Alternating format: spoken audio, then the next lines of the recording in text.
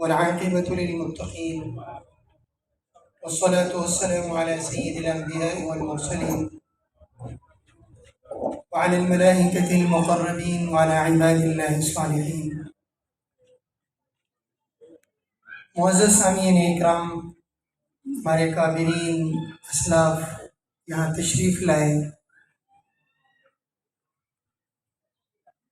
دین کے متعلق ہم لوگوں کو آگاہی عطا کی. آپ حضرات اپنے گھروں سے قیمتی وقت لے کر یہاں حاضر ہوئے، مائیں بہنیں بھی یہاں حاضر ہیں. میں انتہائی زیادہ مشکور ہوں آپ تمام حضرات کا، اور خاص طور پر مجھ ناچیز کے حقیر سی دعوت پر ہمارے آئے ہوئے یہ مہمانان گرامی کہ اکثر اوقات ہم جا کر ان کی خدمتوں میں بیٹھتے ہیں، ان سے سیکھنے کا استفادہ حاصل کرتے ہیں، لیکن اللہ کریم نے آج موقع دیا اور ان حضرات نے ہم لوگوں کو یہ شرف بخشی کہ ہمارے ادارے میں تشریف لائیں. میں مبارکباد بھی پیش کروں گا ان بچیوں کے والدین کو جو بچیاں ہمارے اس ادارے میں تعلیم حاصل کر رہی ہیں، خاص طور پر وہ بچیاں جو اس سال فراغت حاصل کریں گی. میری دعا ہے کہ اللہ کریم ہمارے اس ادارے کو اور اس ادارے سے منسلک کسی بھی طریقے پر کوئی بھی فرد ہو، اللہ کریم سب کو شرف قبولیت سے نوازے. ادارے کے تعارف کے لیے مولانا صغیر صاحب آپ لوگوں سے مخاطب ہوں گے. بس میں صرف اتنی بات گزارش کر کے اجازت لوں گا کہ مسجد ہے یا یہ مدرسہ ہے، یہ اللہ رب العالمین کے دین کے قلعے ہیں. حضرت اقدس مفتی حمید اللہ جان صاحب مرحوم رحمۃ اللہ تعالی علیہ ایک مرتبہ تشریف فرماتے، میں بھی ان کی خدمت میں حاضر تھا. ایک صاحب نے ایک سوال پوچھا کہ حضرت میں اپنے مال کا زکوٰۃ ہاسپٹل میں دوں یا مدرسے میں دوں؟ تو بحیثیت ایک طالب علم کے میں نے حضرت سے درخواست کی کہ اگر مجھے موقع دے دیا جائے تو اس کا جواب میں دے دوں. حضرت فرمانے لگے جی ہاں آپ دے دو، جواب دے دو.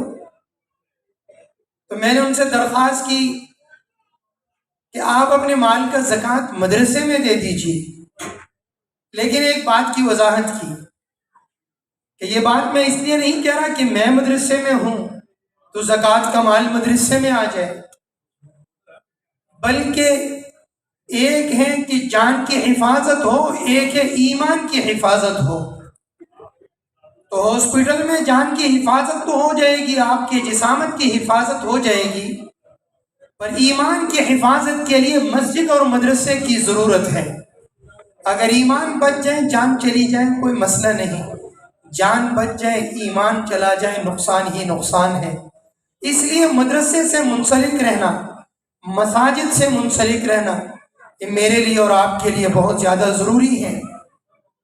میری درخواست ہوگی آپ لوگوں سے کہ شام کے وقت میں یہاں ماشاءاللہ ناظرین کی جو کلاس ہے، حفظ کی جو کلاس ہے، لڑکوں کے لیے بھی ہیں لڑکیوں کے لیے بھی ہیں، الگ الگ نظام ہے. صبح کے وقت میں ہمارے اسکول کا نظام جن میں بچیاں عالمہ فاضلہ کورس کرنے کے ساتھ ساتھ حفظ، تجوید اور مختلف لینگویج کو سیکھنے کے لیے کوششیں کر رہی ہوتی ہیں. تو میری آپ لوگوں سے درخواست ہوگی کہ آپ لوگ اپنے بچوں کا قیمتی وقت ضائع مت کریں، اور مجھے امید ہے انشاءاللہ کہ آپ اگر اپنی بچی کو اور اپنے بچے کو ہمارے ادارے میں داخل کریں گے، ہمیں ان کی خدمت کا موقع دیں گے، تو انشاءاللہ ہم لوگ آپ لوگوں کو نا امید نہیں کریں گے انشاءاللہ اللہ کے فضل سے. میں ملتمس ہوں مولانا صغیر صاحب سے، میرے برادری مکرم ہیں، اللہ کریم انہیں جزا دے. وقتاً فوقتاً یہ حاضر ہوتے ہیں اور وہ ایک احسن انداز سے، میں تو ایک طالب علم ہوں، ٹوٹے پھوٹے الفاظ میں آپ کے سامنے کچھ اظہار کیا، تشریف لائیں گے اور ہمارے اس ادارے کے متعلق کچھ باتیں ہیں وہ درخواست کریں گے۔ اتنی دیر میں حضرت اقدس ساجی نعیم الدین صاحب بھی تشریف لانے والے ہیں، حضرت تشریف لائیں گے اور آخری حدیث پڑھا کر دعا ہوگی۔ آپ جم کر بیٹھے رہیے، اللہ کریم ہم سب کی حاضری کو قبول فرمائے۔ السلام علیکم ورحمۃ اللہ۔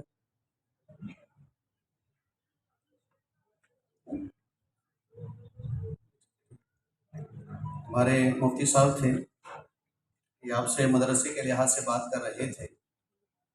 میں اس عنوان سے دو چار باتیں مزید گزارش کروں گا کہ یہ جو ہمارے مدارس ہیں یا مساجد ہیں، یہ ہمارے دین کے قلعے ہیں۔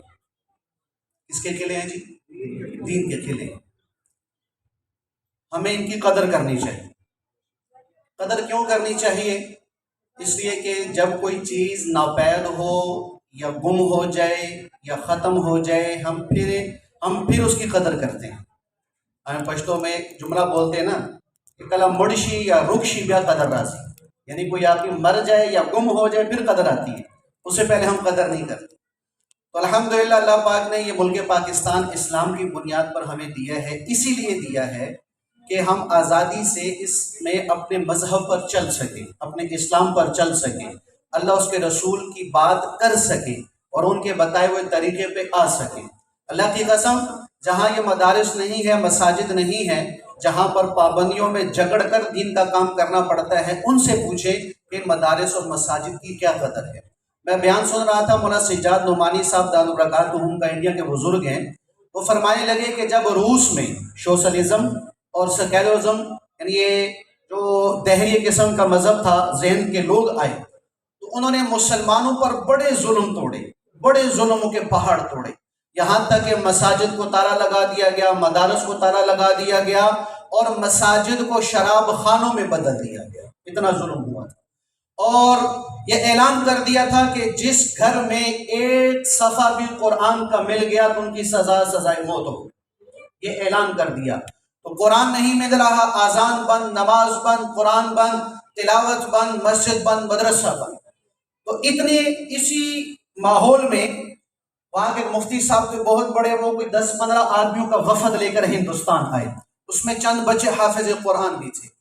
تو وہ نظام الدین آئے، دارالعلوم دیوبند آئے، تو دارالعلوم دیوبند میں مولانا سجاد نعمانی صاحب فرمانے لگے کہ مجھے حکم ہوا کہ ان کو پورے ہندوستان کے مدارس میں گھماؤ اور پھر ان کو نظام الدین جو تبلیغی مرکز ہے وہاں لے کر جاؤ۔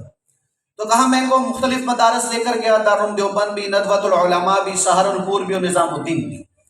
تو فرمانے لگے کہ وہاں کے علماء نے ان سے پوچھا، جو مفتی صاحب تھے، کہ بھئی آپ حافظ قرآن، یہ جو آپ کے ساتھ بچے چل رہے ہیں، آپ ان کو کیسے حافظ بناتے ہیں؟ حالانکہ مدرسے بھی بند ہیں، قرآن بھی بند ہے، اور قرآن کی تلاوت بھی نہیں، قرآن کے صفحات بھی نہیں، قرآن جو کتابی نسخے میں ہے وہ بھی نہیں، اور مسجدیں بھی بند ہیں، علماء پر بڑی پابندیاں ہیں، اب کیسے حافظ بناتے ہیں؟ تو سننا بھائی، وہ فرمانے لگے کہ ہم ایک فرضی جنازہ تیار کرتے ہیں، فرضی جنازہ، چارپائی پر میت لٹائی، تو جو طلباء نے پڑھنا ہوتا ہے ان کو ساتھ لے لیتے ہیں، اور جن استاد نے پڑھانا ہوتا ہے ان کو ساتھ لے لیتے ہیں۔ تو سب کفار یہی کہتے ہیں، مسلمان کو کوئی مر گیا، قبرستان جا رہے دفن کرنے کے لیے تو ہمیں اجازت ہوتی ہے، ہمیں قبرستان چھوڑ دیتے ہیں۔ ہم قبرستان جاتے ہیں تو تھوڑا قبرستان کے وسط میں جا کے ایک بڑی سی قبر کھود لیتے ہیں، اس قبر کے اندر 3 یا 4 طلباء کو بٹھایا اور استاد کو بٹھایا، اوپر عارضی طور پر پھٹا اور مٹی دیکھ لی اور ہوا کا آنا جانا اور روشنی کے لیے انتظام کر لیا، تو ہم اپنے بچوں کو یوں قبر کے گھڑے میں حافظ قرآن بنا رہے ہیں۔ تو یہاں ایسا ماحول نہیں ہے، اللہ کا شکر ہے، مدرسوں میں پڑھنا پڑھانا آزاد، مسجدوں میں اعلان بیان آزاد، تو ہم اس کی قدر کر لیں بھائی، یہ وقت آنے سے پہلے یہ دور آنے سے پہلے اپنے وقت کی قدر، اب ان چیزوں کی قدر کر لیں۔ اللہ کی قسم یہی لوگ ہیں مدارس والے، مساجد والے، جو للہ باللہ خالص اللہ کے لیے پڑھاتے ہیں، خالص اللہ کے لیے پڑھاتے ہیں۔ کوئی مطالبہ نہیں ہوتا آپ سے، کوئی فیسوں کا مطالبہ نہیں ہوتا، بلکہ ہم نے تو یہ دیکھا ہے کہ اگر کوئی بیچارہ مدرسہ فیس کا مطالبہ کر بھی لے تو بچے کو اٹھوا لیتے ہیں۔ تو یہ کیسا مدرسہ ہے جو فیس کا مطالبہ کر رہے ہیں؟ ارے بھائی، علماء ہیں، ان کے ساتھ بھی پیٹ لگا ہوا ہے، ان کے بھی بیوی بچے ہیں، مدرسوں کے خرچے ہوتے ہیں، بجلی کا بل ہے اور گیس کا بل ہے، پانی کا بل ہے، کون سی گورنمنٹ اس کو فری دیتی ہے؟ تو یہ آپ لوگوں کے تعاون سے تو چلے گا۔ اللہ ان کے ساتھ تعاون کرو اللہ کا واسطہ۔ دیکھو بھئی قرآن اور حدیث کی دو طرح کی خدمت ہے، قرآن اور حدیث کی دو طرح کی خدمت کی جا سکتی ہے۔ ایک تو یہ ہے کہ خود قرآن حدیث پڑھو، آگے پڑھاؤ۔ دوسرا، جو قرآن اور حدیث پڑھا رہے ہیں ان کے ساتھ تعاون کرو۔ اللہ کی قسم تعاون کرنے والے کی بھی اللہ قیامت کے دن بخشش فرمائے۔ میں اپنی بات نہیں کر رہا، سفیان ثوری رحمۃ اللہ علیہ بہت بڑے اللہ کے ولی گزرے، اپنے وقت کے بہت بڑے محدث گزرے، اپنے وقت کے بہت بڑے مفسر گزرے، اور بہت بڑے اللہ والے گزرے ہیں۔ ان کا ایک قصہ سنا کر پھر بات کرتا ہوں۔ سفیان ثوری رحمۃ اللہ نے ابو جعفر منصور، بڑا ظالم بادشاہ تھا بغداد کا، اس نے کوئی خلاف شرع حرام کام کیا۔ سفیان ثوری رحمۃ اللہ علیہ نے بیت اللہ مکہ میں بیٹھ کے اس کے خلاف فتویٰ دیا۔ ان کے فتوے کا ایک روب، ایک زور تھا، اور ایک ڈیمانڈ تھی، اور ایک حیثیت تھی۔ تو پورے علاقے میں مشہور ہو گیا کہ بادشاہ کا یہ کام حرام ہے، لہٰذا ہم بادشاہ کے ساتھ تعاون نہیں کریں گے۔ تو لوگ بادشاہ کے مخالف ہونا شروع ہو گئے۔ بادشاہ کو پتہ چلا تو بغداد سے نکلنے لگا، کہنے لگا کہ میں بغداد سے نکلنے لگا ہوں، مکہ کے گورنر کو خط لکھا کہ میرے آنے سے پہلے سفیان ثوری کو سولی پہ لٹکا دیا جائے، کہ میں اس کا جسم سولی پہ لٹکا ہوا دیکھنا چاہتا ہوں میرے آنے سے پہلے۔ اس کا حکم مکہ کے گورنر کے پاس پہنچا۔ گورنر نے اعلان کر دیا، فوجیوں کو، پولیس کو بھیجا، جاؤ بھی سفیان ثوری کو پکڑا جائے۔ تو سفیان ثوری رحمت اللہ علیہ بیت اللہ میں حتیم کے اندر لیٹے ہوئے تھے، ان کے پاؤں پڑے ہوئے تھے، سفیان بن عیینہ کے قبضے پاؤں میں تھے، اور سر ان کا فضیل بن عیاض رحمت اللہ علیہ کے گود میں تھا۔ تو وہ مرید دوڑتا ہوا آیا، کہا حضرت یہاں سے چلے جائیں، روپوش ہو جائیں، چھپ جائیں۔ کہا کیوں؟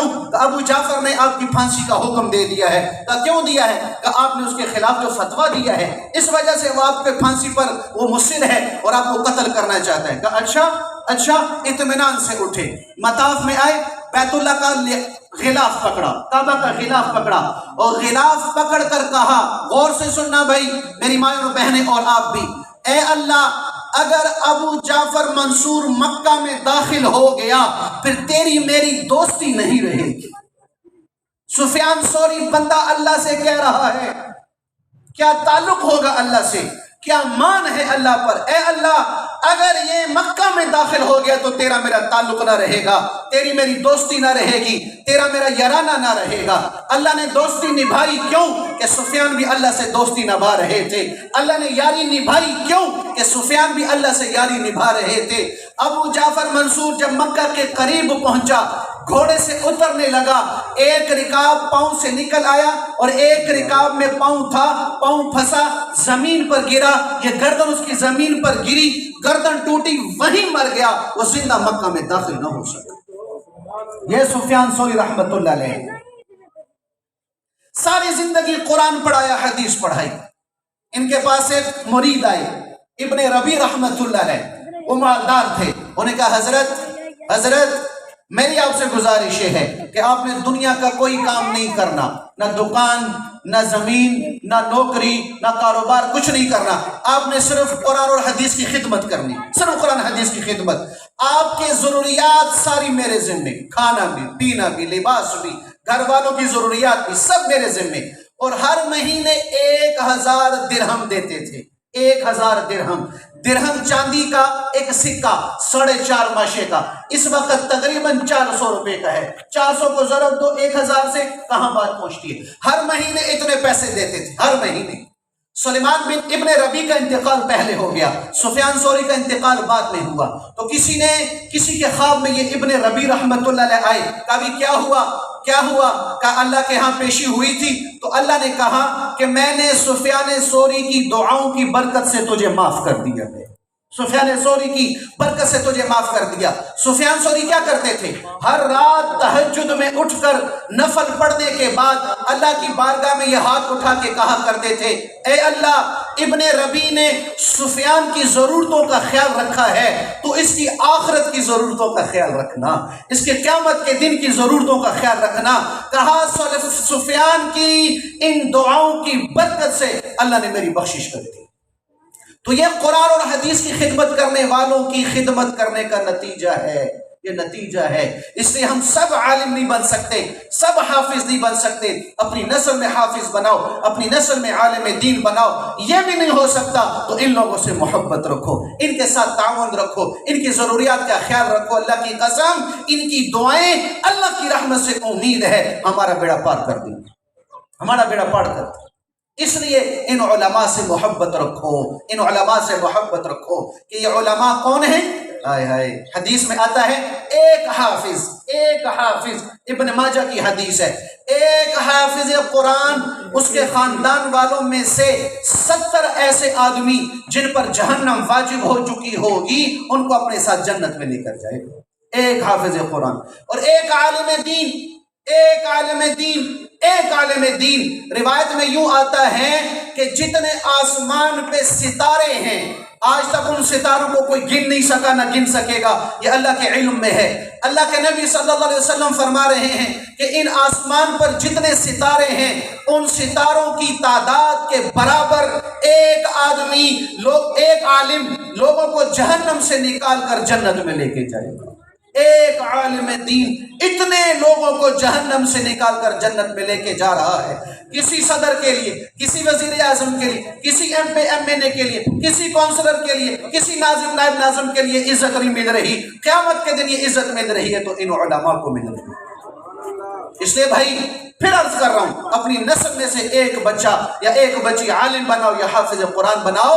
اگر تم نے اپنے ایک بچے کو حافظ یا عالم بنا دیا، اللہ کی قسم مرنے سے پہلے آپ لوگوں نے اپنے لیے جنت کی ٹکٹ خریدی، جنت کی ٹکٹ خریدی۔ تو ان مدرسوں میں یہی پڑھایا جاتا ہے، اللہ اس کے رسول کا فرمان پڑھایا جاتا ہے، اللہ اس کے رسول کی بات کی جاتی ہے، اور یہاں کوئی بات نہیں ہوتی بھائی، اللہ کی پہچان کروائی جاتی ہے، رسول اللہ صلی اللہ علیہ وسلم کی محبت سکھائی جاتی ہے کہ جس محبت کے بغیر نجات ہی نہیں، کہ جس محبت کے بغیر نجات ہی نہیں ہے، یہ محبت ان مدرسوں میں سکھائی جاتی ہے۔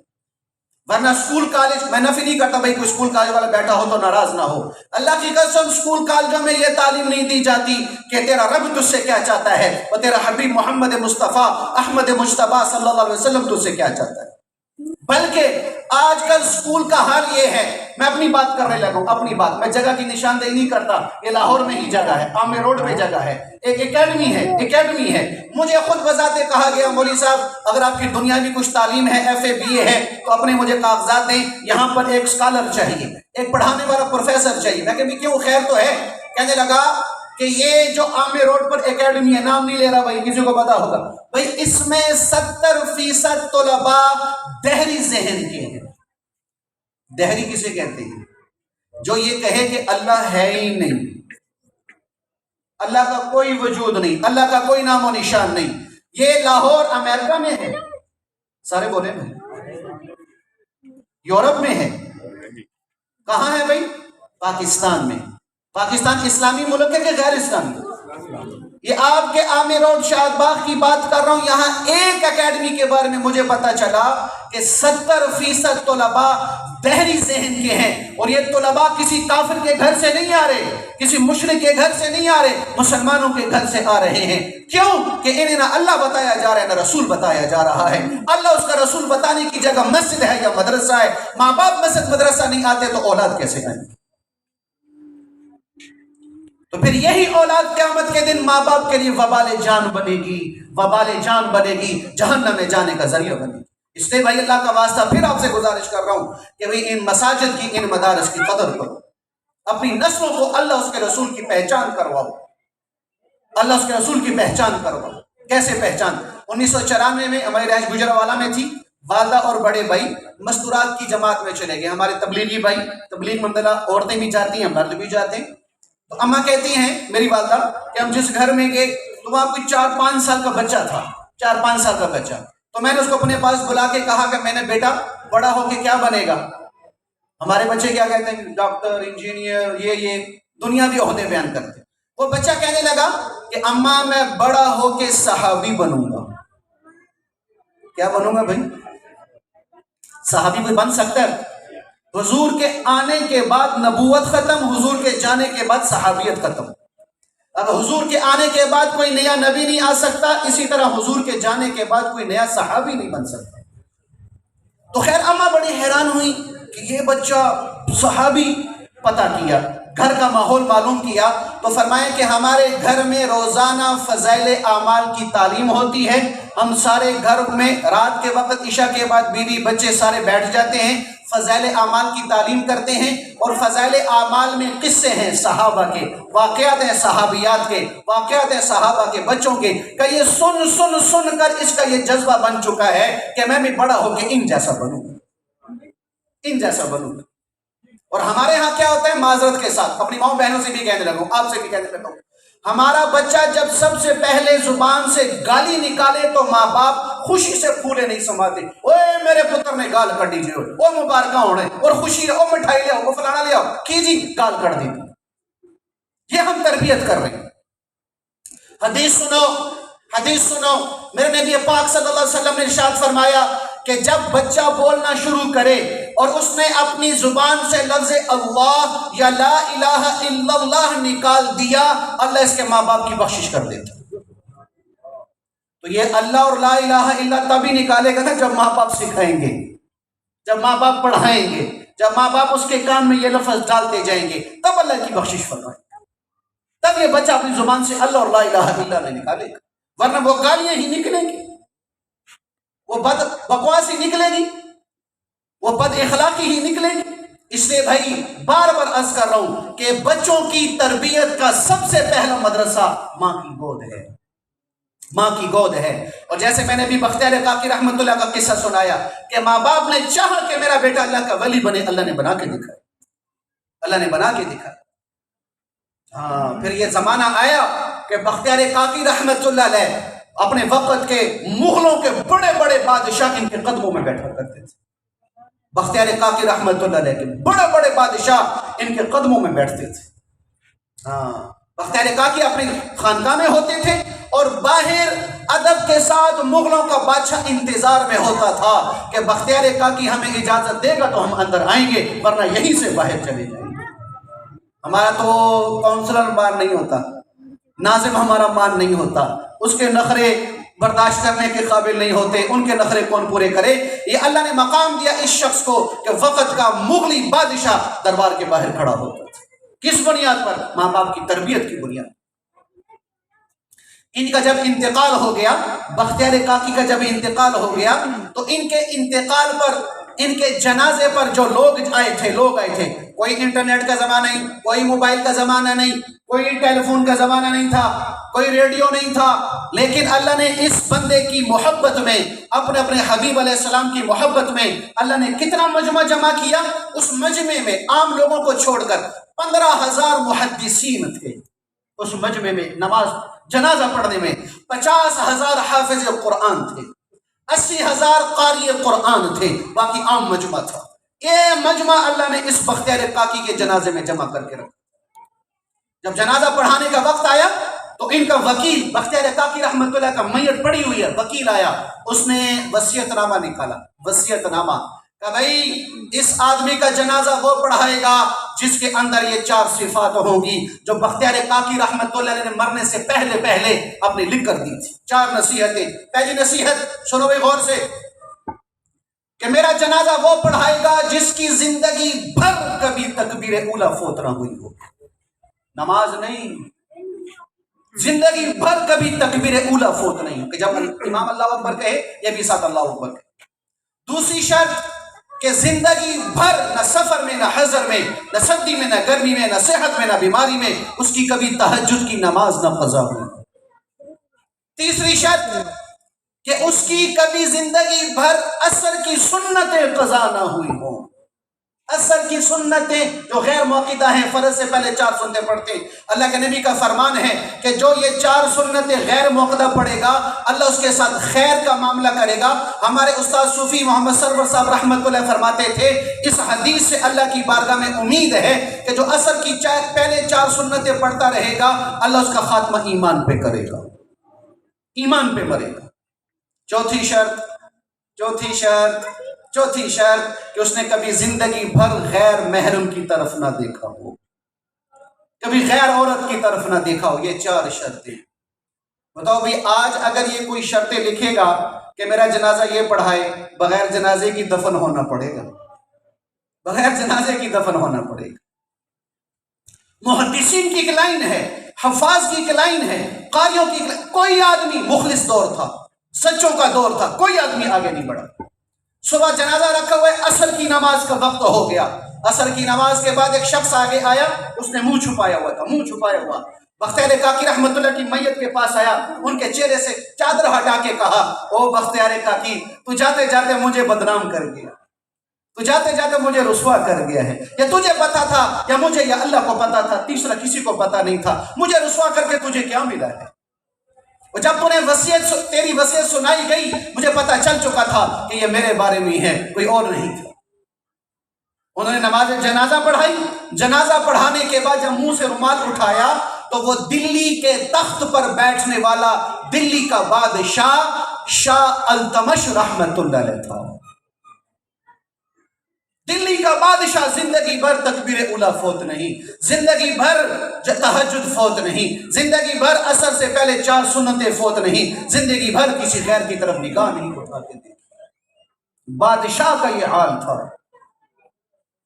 آج بڑے بڑے اللہ والوں کا یہ حال نہیں ہوتا، معذرت کے ساتھ، اس میں بھی شامل ہوں، میں بھی شامل ہوں۔ تو یہ مقام کس بنیاد پر اللہ نے دیا ہے بھائی؟ علماء کی صحبت میں، ماں باپ کی تربیت نے، اور مدرسے اور مسجد میں جڑنے کی وجہ سے اللہ نے یہ سارا ماحول دیا تھا۔ اس لیے میں پھر عرض کر رہا ہوں، بار بار اپنی بات عرض کر رہا ہوں اس میں کہ بھئی ان علماء سے تعلق رکھو، علماء سے تعلق رکھو، ورنہ نسل آپ کی برباد ہو جائے گی۔ یہ ہمارا جتنا بھی یہ پوش ایریا ہے، یہ بغل پورہ، یہ چائنا اسکیم، یہ بند کی اس طرف، یہاں کفر ایسی محنت کر رہا ہے کہ وہ ہمارے جسموں میں، میری اور آپ کی نسلوں میں جو زہر بھر رہا کہ ہمیں احساس تک نہیں ہو رہا، اور وہ زہر بھر چکا ہوتا ہے۔ خاص طور پر یہ مرزائیت، یہ قادیانیت، یہ ہمارے مسلمانوں پہ محنت کر رہے ہیں۔ مرزا غلام قادیانی کو نبی مانتے ہیں، حضور کے مقابلے میں اس کی نبوت کو کھڑا کیا ہوا ہے، یعنی مرزائی مسلمانوں کا ہاتھ میرے حبیب کے ہاتھ سے چھڑوا کر غلام قادیانی کے ہاتھ میں دے رہے ہیں، اور مجھے آپ کو اس کا پتہ بھی نہیں، احساس بھی نہیں۔ کیوں؟ پتہ ہی نہیں، علماء کے پاس بیٹھے ہی نہیں، علماء سے اس کے بارے میں سنے ہی نہیں، تو اس لیے یہ ساری خرافات میری اور آپ کی نسل میں بڑھ رہی ہیں۔ تو اس لیے بھائی آپ سے گزارش ہے، اپنے علماء سے رابطہ رکھو، ان مدرسے والوں سے رابطہ رکھو، ان مساجد والوں سے رابطہ رکھو۔ اب یہ مدرسہ ہے الحمدللہ، یہ اللہ پاک نے آپ کے علاقے میں ایک دین کی بہت بڑی شاخ کو قائم فرمایا۔ یہاں پر پورا کورس بچیوں کو پڑھایا جاتا ہے، عامہ سے لے کر عالمیہ تک، یعنی 6 سال کورس ہے، پورا کورس یہاں پر پڑھایا جاتا ہے۔ اساتذہ ہیں، معلمات ہیں، مستورات ہیں، وہ دن رات محنت کر کے اور سارا اپنے جو جذبات ہیں، احساسات ہیں اور صلاحیتیں ہیں آپ کی نسل پر لگا رہے ہیں کہ یہ نسل اللہ اس کے رسول کو راضی کرنے والی بن جائے۔ پھر 2 گھنٹے روزانہ قرآن، تفسیر، حدیث، تجوید، عقائد، اعمال، اس کے لیے 2 گھنٹے مخصوص کیے ہیں، اور اس 2 گھنٹوں میں جس عمر کی بھی عورت آ جائے اس کو تعلیم دی جاتی ہے، جس عمر کی بھی عورت آئی اس کو تعلیم دی جائے، بالکل فری، بھائی اللہ اس کے رسول کی رضا کے لیے۔ اذان سنیں۔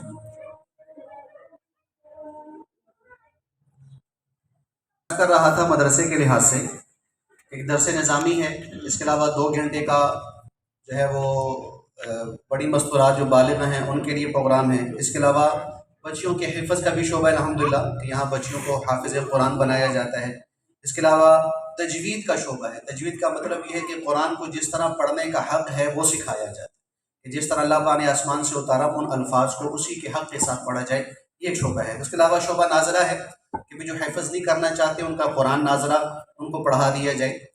ہاں، یہاں گزارش کروں گا کہ نمازی 5% ہیں الحمدللہ، 90 میں 100 میں سے 5% نمازی تو ہیں، لیکن قرآن پڑھے ہوئے 5% بھی نہیں، ناظرہ قرآن پڑھے ہوئے۔ ہم اپنے گھر کا اندازہ لگا لیں، 10 افراد ہیں تو کتنوں نے ناظرہ قرآن پڑھا؟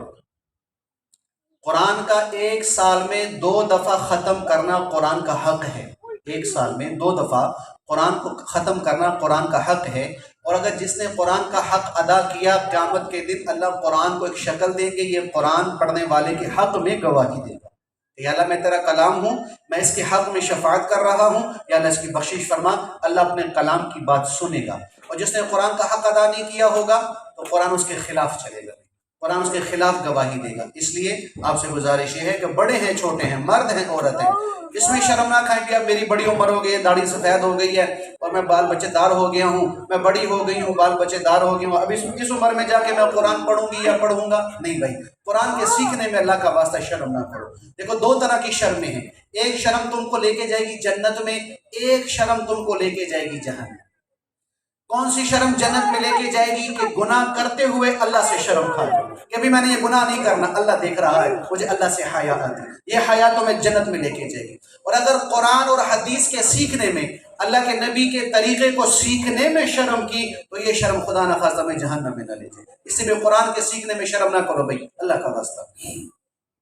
اس کے علاوہ انشاءاللہ 5 مارچ سے، یہ جنوری ہے پھر فروری پھر 5 انشاءاللہ دورہ صرف نب ہوگا، اس کے لیے بھی آئیں گے۔ اور بچوں کے لیے بھی انشاءاللہ حفظ کی کلاس شروع ہے، یہاں بھی 3 سال میں مکمل حفظ بھی کروایا جاتا ہے اور 8ویں بھی کروا دی جاتی ہے، اسکول بھی اور قرآن بھی، دونوں شعبے پر جاتے ہیں۔ اس کے علاوہ الحمدللہ یہاں پر بزرگ علماء ہیں، ان کی زیر نگرانی اور تجربہ کار معلمین اور معلمات ہیں۔ فرقہ واریت اور تعصب سے بالکل پاک ماحول ہے، یہاں پر فرقہ واریت نہیں سکھائی جاتی، نہ تعصب سکھایا جاتا ہے، بس اللہ اس کے رسول کی محبت سکھائی جاتی ہے۔ اس کے علاوہ مار پیٹ سے بالکل الحمدللہ پرہیز ہے۔ طلبات کے لیے جو بچیاں ہماری آتی ہیں یا مستورات ہیں، ان کے لیے مکمل پردے کا انتظام ہے۔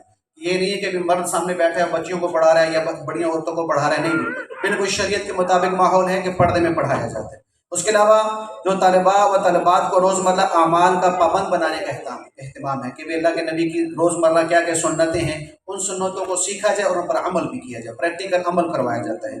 اس کے علاوہ جو ہے وہ مستحق طلباء طلبات کے لیے مالی معاونت بھی کی جاتی ہے، یعنی کہ بچہ ہے یا بچی ہے وہ مستحق ہے، گھر والے جو ہے وہ مستحق ہیں تو ان کے ساتھ بھرپور تعاون بھی کیا جاتا ہے الحمدللہ۔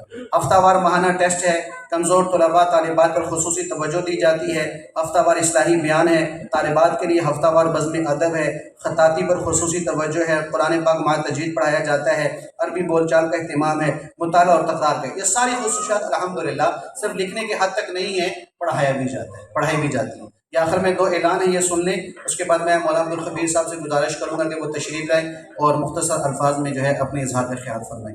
آج شام مغرب سے لے کر عشاء تک یہ حاجی پارک میں الحمدللہ جامعہ ربانیہ کی نئی شاخ کھلی ہے مدینہ العلم، یہاں پر انشاءاللہ مجلس سے ذکر ہوگی، تو آپ تمام حضرات سے گزارش ہے کہ اس میں ضرور شرکت کریں۔